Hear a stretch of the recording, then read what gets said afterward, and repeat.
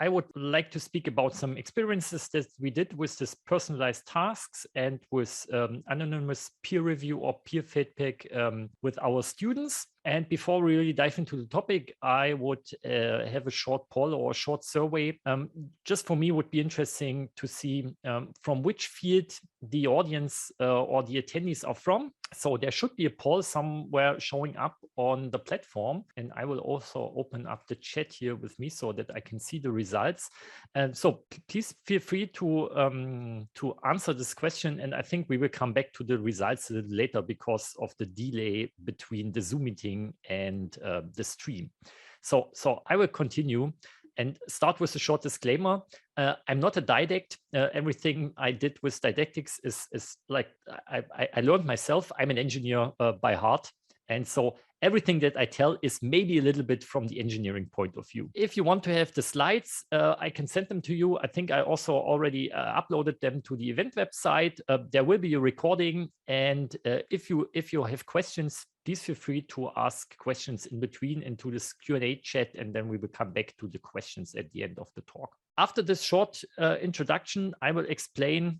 Oh, and there I get the results from the poll. So, there are only very few people from mathematics, about a quarter from education, and most people from something else, whatever this is. Okay, interesting. So not too many mathematicians and engineers here, but it's totally okay for me. But then I don't have to go into too much details. So I would like to explain why we all do this. So what is the motivation for us? Then I will show you how a typical task looks like. If you're not an engineer, or you might have not heard of nodal analysis, but it's not too important, just that you get an idea.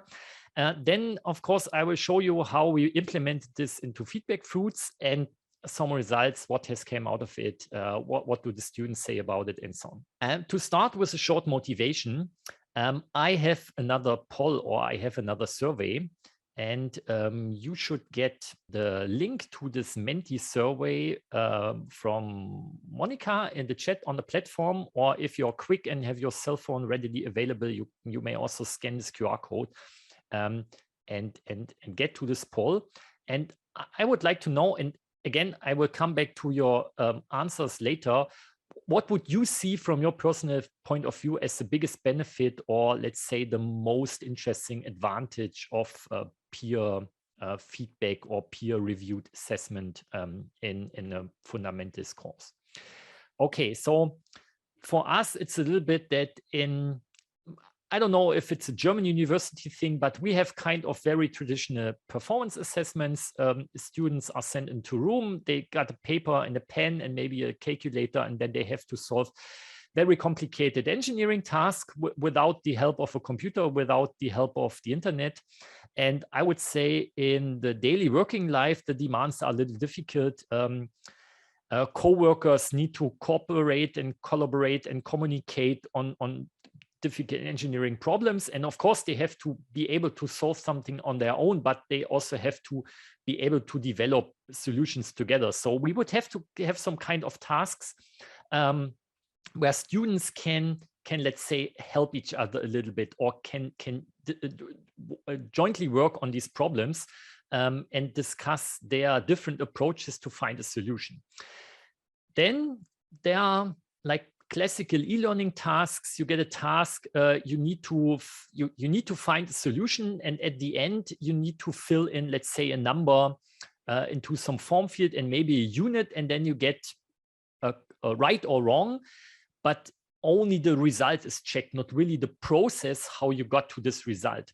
And so what's kind of traditional in our fundamentals course on electrical engineering is that students write handwritten solutions. So here's a handwritten solution by myself. As you can see, it's in German. I'm talking about German classes. You see some formulas, and it's quite easy to write formulas by hand, to draw schematics, to draw diagrams, circuit schematics, and so on. Also like plots like this.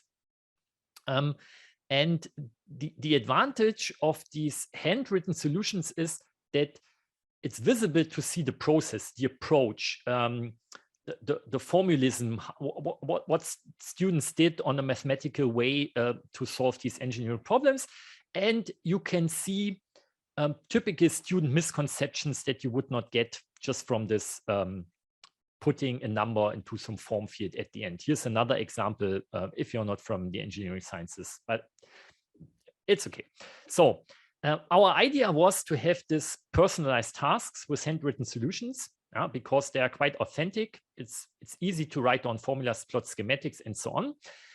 If these tasks are personalized, students cannot plagiarize from each other. Still, they can help each other. And at the end, we don't want to have the effort in checking and reviewing all this stuff. So the students should be able to do a peer review by themselves. And then we don't want to have red tape and a lot of paperwork. So everything should happen online.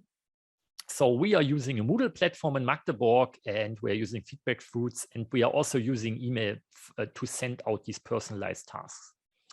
So, and then I've drawn some like flow chart how this works. So the students register in the Moodle. Then I have a MATLAB program that creates these tasks using LaTeX. They are saved as a PDF file and sent via email to the students. And the corresponding sample solutions for the peer review, they are saved into a folder.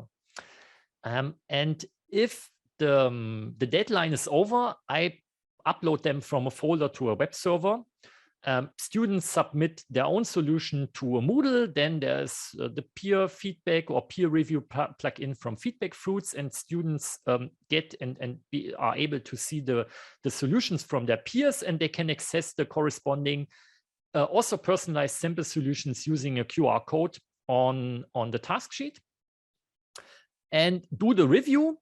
And then they give some feedback, score the solutions, upload the results back to a Moodle. And then students can see their received feedback. They can also write a reflection, which is very interesting for me to read these reflections of the students, what they learned from the task and so on. They can later on also access their own sample solution, and their score or their grade will be saved into a score list. And we don't use this for the final grade, but it's like they need to get a certain score over the whole semester to be able to register for the exam and take part in the exam. So, and this slide should remind me to get back to the survey. So I will show your results, and hopefully you can also see them. And I will maybe enlarge it a little bit. So what do you see as the biggest advantage of peer-reviewed assessment? Less work for the instructor. This was also some motivation for us. Different perspectives, critical thinking, and critical mindset. Okay, very interesting ideas. Thanks for this. I will later include this also into my slides and maybe upload an updated version. So now let's have a very short and very brief look on how such a typical task looks like. Usually the students get the same task because at the end it should be somewhat comparable. So the task might look like this. Do some analysis on a network, calculate some stuff, set up some equation system, insert values, calculate a solution. And there are different points. And then the idea is for the personalization that each student gets a different circuit schematic.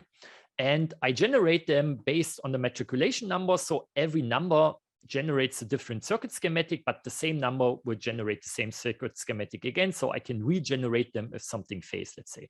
So a student with this number would get this circuit schematic, and another student would get this one, and another student would get this one, and another student would get this one, and so on and so on. And they are all somehow similar and different enough so that every student has to think about an independent solution on his own, but still they can like help each other and discuss their solutions. And as said, then I can also generate the corresponding sample solutions, and this is just a very short part of it, but you can see that for every student, it's an equation system with a 3x3 or with 3 unknown 3 equations. So the effort for every student is the same, but still every student gets kind of a different system of equations and has to find an individual solution. So then I have another poll for you. And now at this point, I would like to know, could you think of similar personalized or individualized or randomized tasks for your field of teaching, wherever you come from, medicine, languages, or yeah, if you are just from higher education. And you should see the poll on the event website. And yeah, if your answers appear in the chat, I will come back to them. So thank you already for participating in the poll. So now let's come to the point how this is implemented in FeedbackFruits. So as said, we are using a Moodle system, a Moodle learning management system for our whole university in Magdeburg. And so there you have these different activities, and you choose the external tool. And then there is FeedbackFruits here. It was only possible for me to make screenshots with German labels, but then as a tool, you find FeedbackFruits, you can include this in your Moodle system very easily. And you can select this peer review plugin or the peer review functionality. And in the first step, you have to set it up a little bit. And okay, we don't have the results from the other poll yet. Now we have them. I'm already asking you for the next poll, but the results of the previous poll said, maybe I go back to this because I think you see the poll on the platform. Just very few people said yes immediately, many. Most people said yes, some, or yes, but I have to think about it a little bit. At least no one said no how, no way. So every one of you would more or less have some idea on how to implement this in your field. Okay, so yeah, we will see what learning management system you're using, or what is popular at other universities. What is quite nice for me is that there's a very, very streamlined process, and you get a very good overview over this activity. Here, when I made the screenshots, not too many students registered. Now it shows something like, I don't know, 80 of 130 students participated and completed this. And of course, the rate drops a little bit over the semester. And then students get their individualized task sheets via email. We use a Gmail account for this. And if they have questions, they can send me an email with their questions, but usually they don't have too many questions related to this. And if yes, they ask me it during the lecture or during some seminars. Then there is a field where you see all the submissions of the students. You can set a deadline, and then you can see how many students submitted at which time and so on. You can also of course check their submissions, and you can check in the next field which student already sent some feedback for the other students. And usually for me, or for our activity, they have a week to submit their own solution, and then they have another week to do the peer review, and then they have another week to do the reflection and to check their reviews. Okay, and there are the results from the poll. So not too many people are using Moodle. Most are using Canvas. Interesting. Okay, I have no clue about Canvas. I've never used this before, but I think it's maybe not too different. If you know one learning management system, you know them all, right? Okay, then you can see how the students received and checked the feedback that they got for their own submission. And then I said, the very interesting point is that, and I've not done this before, when I used a different system to do this peer feedback and peer review activity, students can write a reflection, what they have learned, what they found difficult, what they found easy. And sometimes it's really, really interesting, and really also improves me, helps me to improve the lecture and the course later on, to read these reflections of the students. And then, of course, the final thing is that students, and I blurred their names here, then get a score for the certain sub-activities within this peer review task. I will go through this quite quickly. If you edit this, it's also, from my point of view, a very good and very streamlined process, very intuitive to use, where you set up the deadline and how many students should review each other and so on, and if they should be able to see if it's anonymous or if it's a not blind peer review and so on. You can set up different criteria for the scoring, which is very flexible for the tasks that we have. Even if the platform is in English, of course, I can also set up German instructions for our German students. And also the grading at the end can be set very flexible, and so that students also, for example, get some score just for that they hand in their submission or that they do the peer review and so on. And the corresponding sample solution, I, as already said, distribute via a QR code. So I generate a QR code as set in LaTeX, put this on a PDF file, and then the sample solutions to one of our web servers, and students are then able to access them after the submission deadline, of course. So let's come to some conclusions. A typical cycle, and we do 6 of these cycles per semester, is that I send the tasks to about 200 students in our course. Then maybe about 100 of them respond and submit a solution. And then typically you lose some students who don't do the peer review, but then they also do not get too many points for their own solution. So I would say this is a very good activation of the students, and a very good preparation for the final exam without doing like teaching to the test. One problem that we still have is that sometimes the image quality of the scanned or photographed solutions is not too good, as you can see here in these examples. And here I have a last survey for you. So what would you see as the biggest obstacle in using to use peer review in one of your courses? You should see the link once again in the chat. And if you're quick and have your cell phone readily available, you might be also able to scan this QR code here once again. I will just continue with my presentation and come back to these results later. So what I would like to do with the students is to have like a roundtable discussions with students and discuss them these questions with the students to get more feedback. So I talked to some students, but I did not really did a too detailed like evaluation of this concept. For example, how do students assess the fairness of this mutual peer review, and how students think about the technical handling using the Moodle platform and the FeedbackFruits peer review plugin, and if the procedure is transparent enough for them and so on. If you want to have, or if you want to get more detailed information about what I've tried to explain you very briefly, there's a German lightning talk about this. There's also some English paper, and you can find the digital object identifier in the slides. And there's also some FAQ, but if I remember correctly, it's also in German on SlideShare.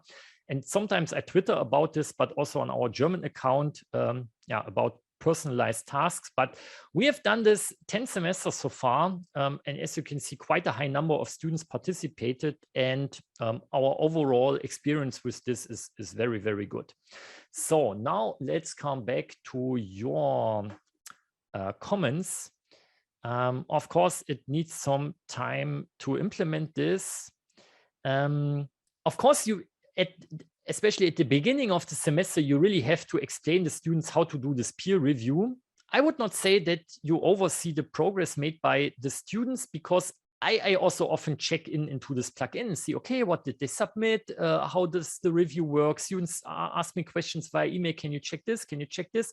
I'm not sure about how to grade this. And then I take a look in there. Okay, students not too skilled at review. And okay, responsibility. I think you have to invest some time into the course to do this, but on the long run, I would say you save some time. Okay, so thank you very much for your time. And there's already the first question in the chat, and feel free to ask more questions into the chat. I will shortly hand back to Helena. So, or should Mathias, I directly continue with the question? Yes, I think we can continue with the question. So how do you incentivize students to share both quality and quantity peer feedback? So first thing that we say to the students is that you also learn something by doing this peer review and peer feedback, because you have to think into a different solution. And students really like to do this, because then they also see, oh, it was not only me who struggled with solving this task. Also other students were not able to write down a correct solution directly, and they corrected something here and they corrected something there, and then they recalculated something and it finally fitted. And so what we see also by doing some learning analytics, I've not included the diagrams here into the slides, but maybe I can shortly try to draw it here on the Zoom whiteboard. So if this is the time, and this is, let's say, the number of submissions, and here somewhere is the deadline, then during the submission, it usually looks like this, that for the whole week, no one will submit, and some people submit some days before, and shortly, the deadline is the ultimate inspiration, and then the number of submissions drastically increases, really shortly before the deadline. So this is the submission. What's quite interesting is that for the review, the curve looks more straight. So if students see, okay, now we are able to do the review, and we get some message here, please do the review, then they do it more like this. It maybe goes up a little bit shortly before the deadline, but in a usual semester week, it looks like this. And then what was quite interesting, really in the hard times of the pandemic, the curve more looked like this, that there were like the early responders who said, I'm sitting at home, I have nothing to do. Then they did it directly, nothing happened over the whole week, and then it went up shortly before the deadline once again. Yes, I think we can all relate to this, and we've all seen this, especially with the students indeed at the start of the pandemic trying to find things to do, because suddenly they have all this time, but not that much on their hands anymore because they're at home. So we indeed also spoke to other educators who showed us that suddenly students were doing a lot more work prior to the deadline than usual. Another question that I have for you is how do you use the rubrics, and what type of rubrics do you use in order to navigate students in their feedback process? We always only use, let me go back to the slide. Where do we have it here? I only use let's say very simple rubrics, because the points that they should give for the certain subtasks of the solution, they are written in our sample solution sheet. So they see the formula should look like this, or the schematic or the diagram, the plot should look like this. If it looks like this, let's say give 2 points. If it is partly wrong and looks like this, give 1 point. Other typical errors would look like this, and then you give like these and these points. And so the rubric then in the peer feedback plugin or FeedbackFruits plugin is just, okay, subtask A, how many points would you get? But what each point means is written in the PDF file, because it's quite complicated. I mean, we have lots of formulas and we have all these schematics, and that's why I do all this stuff in LaTeX, put it in a PDF, and then I have no trouble that everything is displayed correctly on each mobile device and does not depend on the browser that you use and so on. But in general, the experience with the peer feedback is very good.